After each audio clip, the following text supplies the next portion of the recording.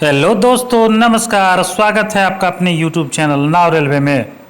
दोस्तों, आज हम साउथ ईस्ट सेंट्रल रेलवे यानी नागपुर डिवीजन में हुए विद्युत सामान्य विभाग में जो LDC 25% कोटा का एग्जाम होता है हेल्पर से टेक्नीशियन के लिए, उसका प्रश्न पत्र दोस्तों आज हम लोग सॉल्व करेंगे। यह एग्ज़ाम दोस्तों 1/7/2024 को कंडक्ट करवाया गया था।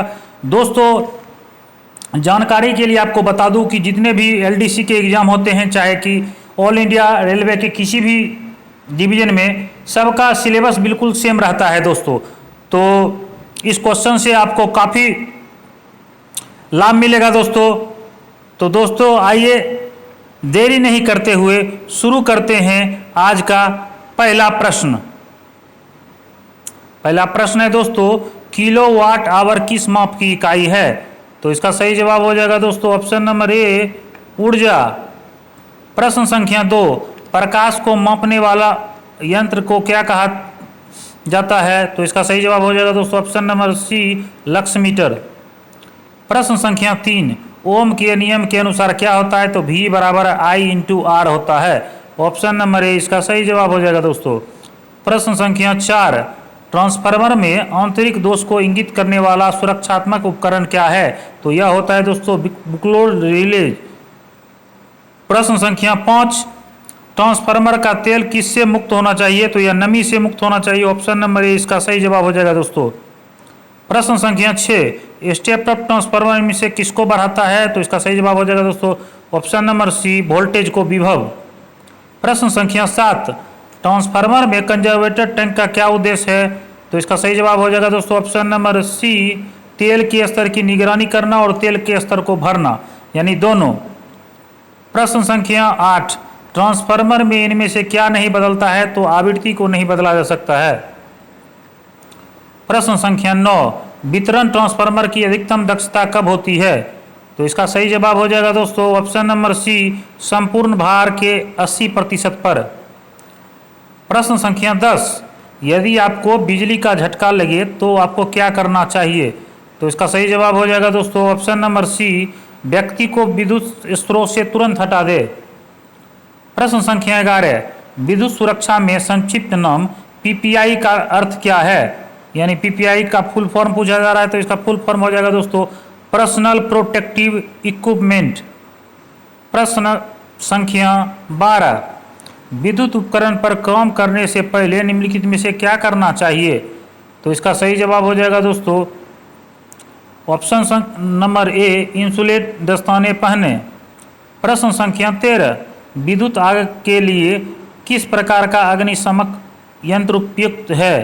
तो इसका सही जवाब हो जाएगा दोस्तों ऑप्शन नंबर सी, CO2 अग्निशमक यंत्र। प्रश्न संख्या 14, वितरण प्रणाली में फ्यूज की प्रवाह रेटिंग किससे अधिक नहीं होनी चाहिए? तो इसका सही जवाब हो जाएगा दोस्तों ऑप्शन नंबर सी, सर्किट में सबसे छोटे केबल की प्रवाह की रेटिंग। प्रश्न संख्या 15, निम्नलिखित में से कौन सा पंप चयन का मापदंड नहीं है? तो इसका सही जवाब हो जाएगा दोस्तों ऑप्शन नंबर डी, पंप का स्वरूप। प्रश्न संख्या 16, VS पंप की मोटर कहाँ स्थित रहती है? तो इसका सही जवाब हो जाएगा दोस्तों ऑप्शन नंबर सी, गहरे होल में। प्रश्न संख्या 17 पूछा जा रहा है, 86 डिग्री फ़ारेनहाइट किसके बराबर है? तो इसका सही जवाब हो जाएगा दोस्तों ऑप्शन नंबर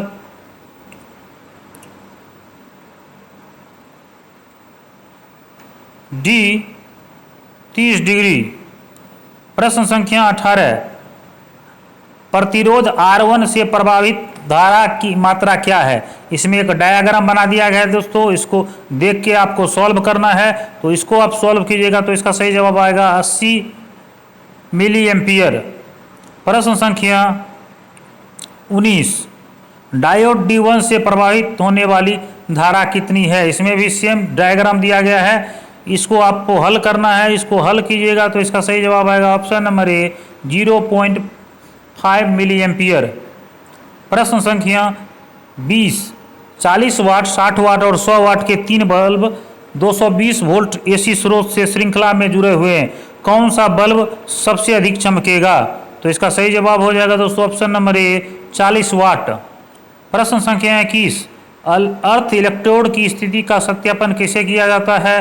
तो इसका सही जवाब हो जाएगा दोस्तों ऑप्शन नंबर बी प्रतिरोध को मापकर। प्रश्न संख्या 22, सेल्स का समानांतर कनेक्शन क्यों किया जाता है?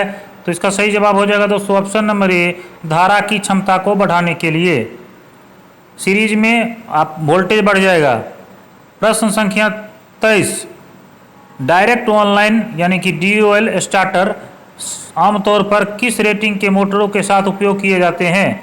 तो इसका सही जवाब हो जाएगा दोस्तों ऑप्शन नंबर बी 5 HP से कम। प्रश्न संख्या 24, प्रकाश की तीव्रता मापने की इकाई क्या होती है? तो इसका सही जवाब हो जाएगा दोस्तों ऑप्शन नंबर सी कैंडेला। प्रश्न संख्या 25, किसी सेल की वाट आवर दक्षता हमेशा उसकी एम्पियर आवर दक्षता से क्या होती है? तो इसका सही जवाब हो जाएगा दोस्तों कम होती है। प्रश्न संख्या 26, निम्नलिखित में से किस वायरिंग सिस्टम का जीवन काल सबसे लंबा होता है? तो इसका सही जवाब हो जाएगा दोस्तों ऑप्शन नंबर ए कंटिन्यूड पाइप वायरिंग। प्रश्न संख्या 27, IE नियम 67 किससे जुड़े हुआ है? तो इसका सही जवाब हो जाएगा दोस्तों ऑप्शन नंबर डी अर्थ के साथ कनेक्शन के लिए।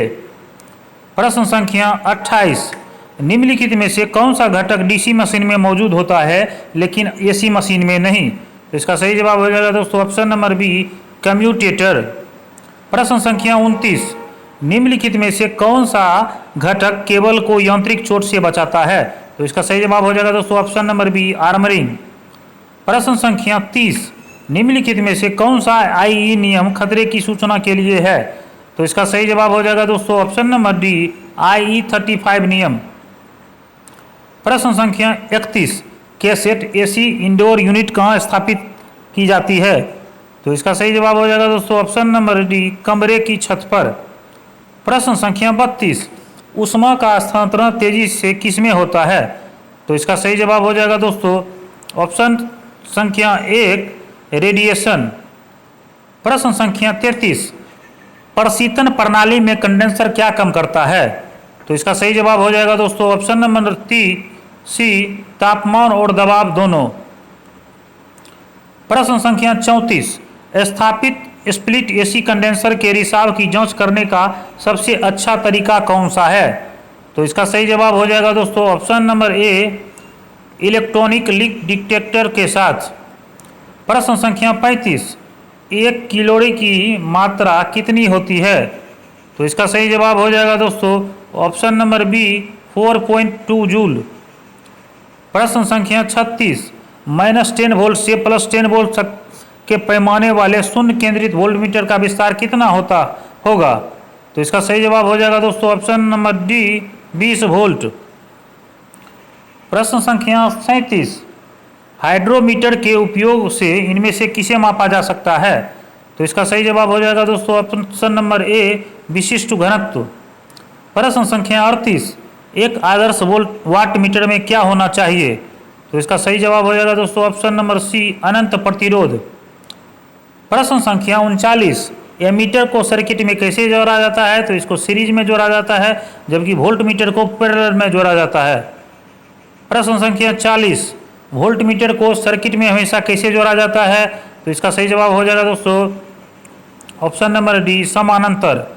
प्रश्न संख्या 41, मल्टीमीटर पर निरंतरता परीक्षण का उद्देश्य क्या है? तो इसका सही जवाब हो जाएगा दोस्तों ऑप्शन नंबर सी यह जांचने की सर्किट पूर्ण है कि नहीं।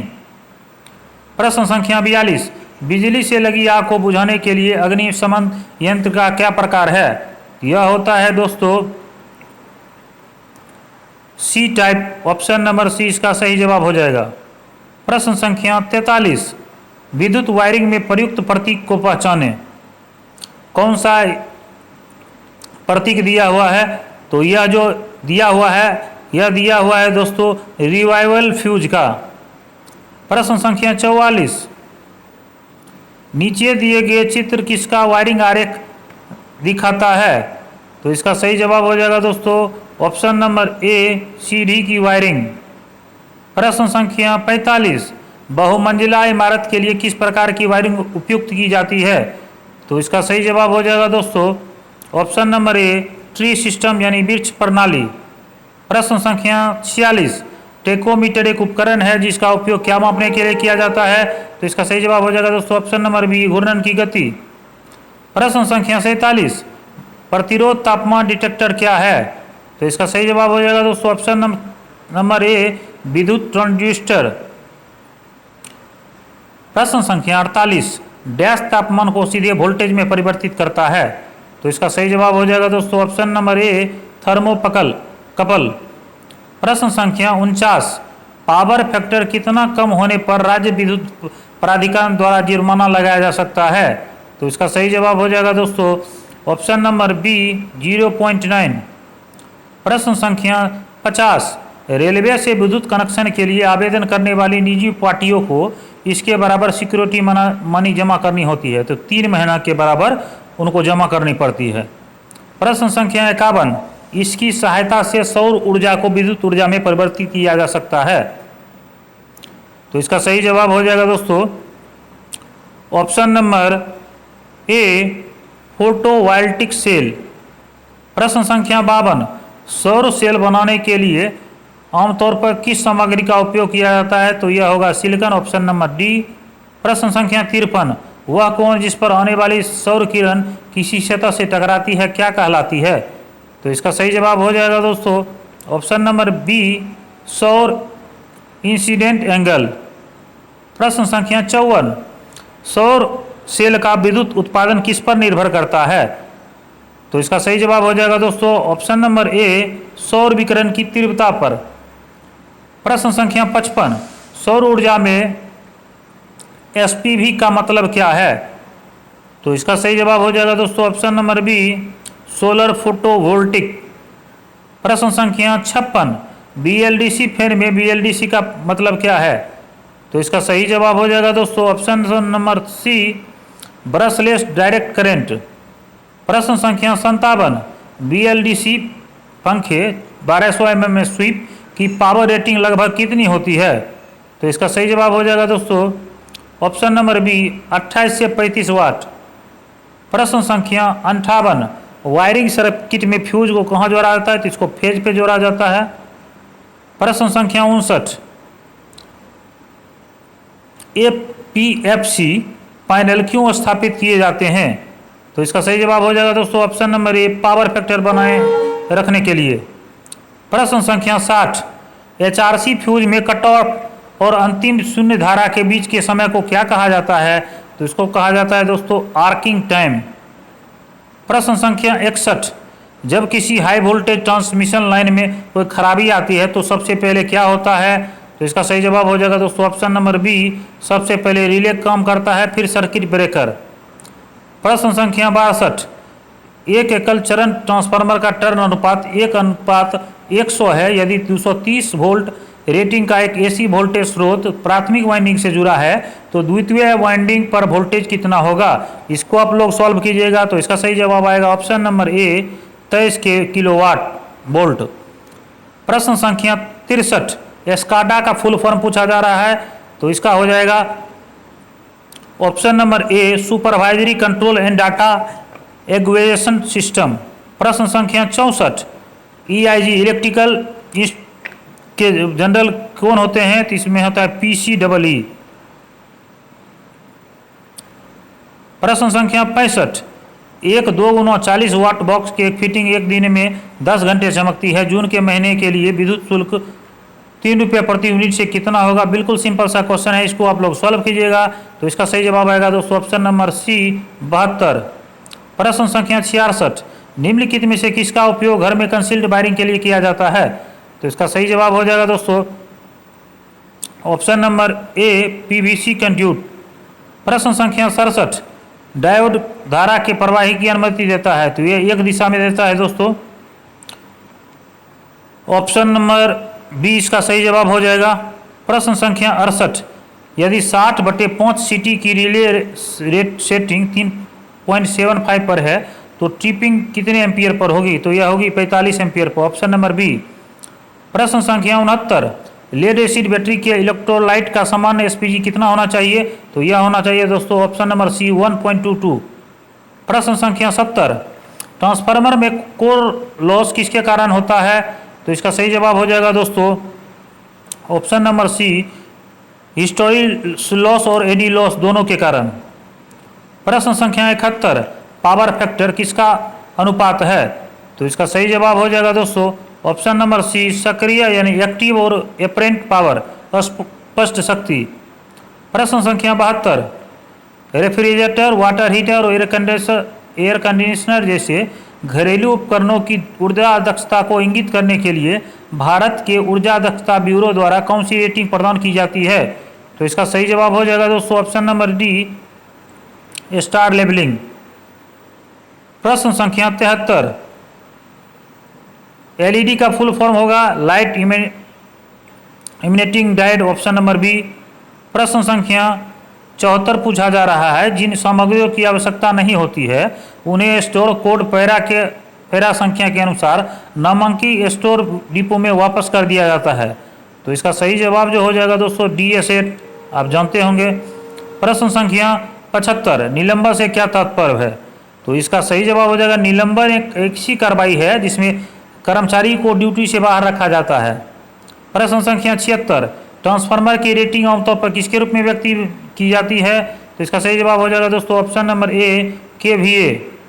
प्रश्न संख्या 77, साइन तरंग के लिए फॉर्म फैक्टर कितना होता है? तो इसका सही जवाब हो जाएगा दोस्तों ऑप्शन नंबर सी, 1.11। प्रश्न संख्या 78, कंडक्टर का आकार मुख्य रूप से निर्धारित करता है क्या? तो इसका सही जवाब हो जाएगा दोस्तों ऑप्शन नंबर ए, धारा प्रवाह की क्षमता। प्रश्न संख्या 79, मुख्य रूप से वितरण किसके द्वारा किया जाता है? तो इसका सही जवाब हो जाएगा दोस्तों ऑप्शन नंबर डी, 3 फेज 3 तार प्रणाली। प्रश्न संख्या 80, भारत में घरेलू बिजली आपूर्ति की आवृत्ति क्या है? तो इसका सही जवाब हो जाएगा दोस्तों ऑप्शन नंबर डी, 50 हर्ट्ज। प्रश्न संख्या 81, एक आदर्श वोल्टेज स्रोत में क्या होना चाहिए? तो इसका सही जवाब हो जाएगा दोस्तों ऑप्शन नंबर सी, शून्य स्रोत प्रतिरोध। प्रश्न संख्या 82, घर की वायरिंग में लाल, काले और हरे रंग के तार किसका संकेत देते हैं? तो फेज, न्यूट्रल और अर्थ, ऑप्शन नंबर बी। प्रश्न संख्या 83, जब अर्ध तरंग रेक्टिफायर के इनपुट पर 50 हर्ट्ज साइनसॉइडल वोल्टेज लगाया जाता है तो आउटपुट आवृत्ति कितनी होगी? तो इसका सही जवाब हो जाएगा दोस्तों ऑप्शन नंबर ए, 50 हर्ट्ज। प्रश्न संख्या 84, अर्थिंग किस संहिता द्वारा शासित होता है? तो इसका सही जवाब हो जाएगा दोस्तों ऑप्शन नंबर ए, IS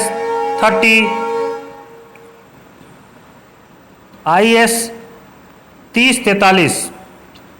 प्रश्न संख्या 85, निम्नलिखित में से किसे विद्युत सबस्टेशन में आवश्यक रूप से, प्रश्न संख्या 85 है दोस्तों, निम्नलिखित में से किसी विद्युत सबस्टेशन में आवश्यक रूप से रखा जाना चाहिए? तो इसका सही जवाब हो जाएगा दोस्तों ऑप्शन नंबर डी, इनमें से सभी चीज़ों को, प्राथमिक उपचार पेटी, स्ट्रेचर और डिस्चार्ज रोड, तीनों को।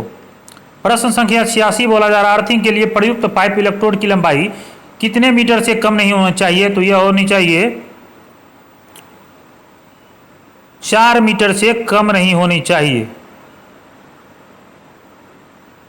प्रश्न संख्या 87, एक हॉर्स पावर में कितने वाट होते हैं? तो 746 वाट होते हैं।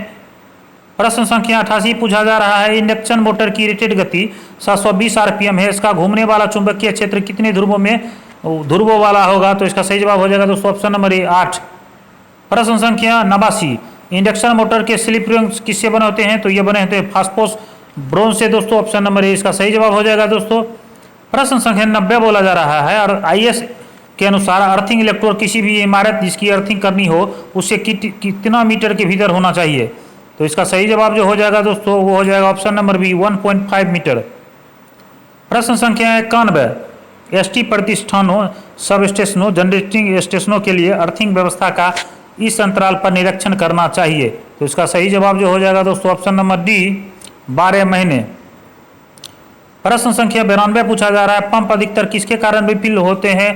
तो इसका सही जवाब हो जाएगा दोस्तों ऑप्शन नंबर बी, ज़्यादा चलने की वजह से। प्रश्न संख्या 93, 10 HP पंप के लिए किस प्रकार का स्टार्टर उपयुक्त है? तो इसमें जो उपयुक्त है ऑटोमेटिक स्टार्ट डेल्टा। प्रश्न संख्या 94 पूछा जा रहा है, निम्नलिखित में से कौन अधिक ऊर्जा कुशल है? तो इसका सही जवाब जो हो जाएगा दोस्तों वो हो जाएगा option number D, LED button 20 वाट। प्रश्न संख्या 95, ऊर्जा को न तो नष्ट बनाया जा सकता है और न ही नष्ट किया जा सकता है।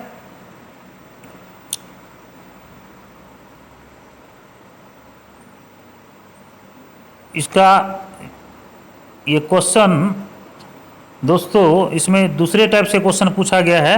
इसका सही जवाब जो होगा, ऊर्जा एक रूप से दूसरे रूप में परिवर्तित होती है। प्रश्न संख्या 96, स्ट्रीट लाइट की स्वचालित स्विचिंग और नियंत्रित से ऊर्जा की बचत हो सकती है। इसे प्राप्त करने के लिए किस उपकरण का उपयोग किया जाता है? तो इसका सही जवाब हो जाएगा दोस्तों ऑप्शन नंबर ए, खगोलीय टाइमर। प्रश्न संख्या 97 पूछा जा रहा है, लाइटनिंग कंडक्टर क्या होता है? तो इसका सही जवाब हो जाएगा दोस्तों ऑप्शन नंबर डी, धातु के तार का टुकड़ा जिसके माध्यम से विद्युत धारा प्रवाहित हो सकती है। प्रश्न संख्या 98, विद्युत मोटर ऊर्जा के डैश रूप को ऊर्जा के डैश रूप में परिवर्तित करता है। तो इसका सही जवाब हो जाएगा दोस्तों ऑप्शन नंबर डी, इलेक्ट्रिक से मैकेनिक। प्रश्न संख्या 99, एमसीटीपीएन में कितने पोल होते हैं? तो इसमें होते हैं टोटल 4 पोल। प्रश्न संख्या 100, फैराडे किसके माप का एक इकाई है? तो इसका सही जवाब जो हो जाएगा दोस्तों धारिता, ऑप्शन नंबर बी। उसके बाद दोस्तों आपको पता होगा कि एलडीसी के जितने भी विभागीय एग्जाम होते हैं उसमें 10 प्रश्न जो होता है राजभाषा का पूछा जाता है। तो दोस्तों आइए राजभाषा के प्रश्न को भी देख लेते हैं। पहला प्रश्न है, राजभाषा आयोग का गठन कब हुआ? तो यह हुआ था 1955 में। प्रश्न संख्या 2 पूछा जा रहा है, धारा 33 के अनुसार कितने दस्तावेजों की द्विभाषी रूप में जारी करना अनिवार्य है? तो इसका सही जवाब हो जाएगा दोस्तों ऑप्शन नंबर सी, 14। प्रश्न संख्या 103 पूछा जा रहा है, निम्नलिखित दस्तावेजों में से कौन से दस्तावेज द्विभाषी रूप में जारी करना अनिवार्य है? तो इसका सही जवाब हो जाएगा दोस्तों ऑप्शन नंबर डी, इनमें से सभी। प्रश्न संख्या 104, राजभाषा विभाग किस मंत्रालय के अंतर्गत आता है? तो यह आता है गृह मंत्रालय के अंतर्गत दोस्तों। प्रश्न संख्या 105, हिंदी को राजभाषा रूप में कब स्वीकार किया गया? तो इसका सही जवाब हो जाएगा दोस्तों ऑप्शन नंबर ए, 14 सितंबर 1949 को। प्रश्न संख्या 106, कितने प्रतिशत कर्मियों को हिंदी का कार्य साधक ज्ञान होने पर कार्यालय को राजभाषा नियम 10(4) के अधीन अधिसूचित किया जाता है? तो इसका सही जवाब हो जाएगा दोस्तों ऑप्शन नंबर ए, 80%। प्रश्न संख्या 107, राजभाषा आयोग का गठन कौन करता है? तो इसका सही जवाब हो जाएगा दोस्तों ऑप्शन नंबर डी, राष्ट्रपति। प्रश्न संख्या 108, राजभाषा के प्रयोग के संदर्भ में कौन सा राज्य क्षेत्र ख में आता है? तो इसका सही जवाब हो जाएगा दोस्तों ऑप्शन नंबर डी, इनमें से सभी। प्रश्न संख्या 109, कोयल किसकी गृह पत्रिका है? तो इसका सही जवाब हो जाएगा दोस्तों ऑप्शन नंबर ए, कोयला मंत्रालय की। प्रश्न संख्या 110 जो आज का अंतिम प्रश्न है, संविधान के किस अनुच्छेद में हिंदी भाषा के विकास के लिए निर्देश दिए गए हैं? तो इसका सही जवाब हो जाएगा दोस्तों ऑप्शन नंबर ए, अनुच्छेद 351।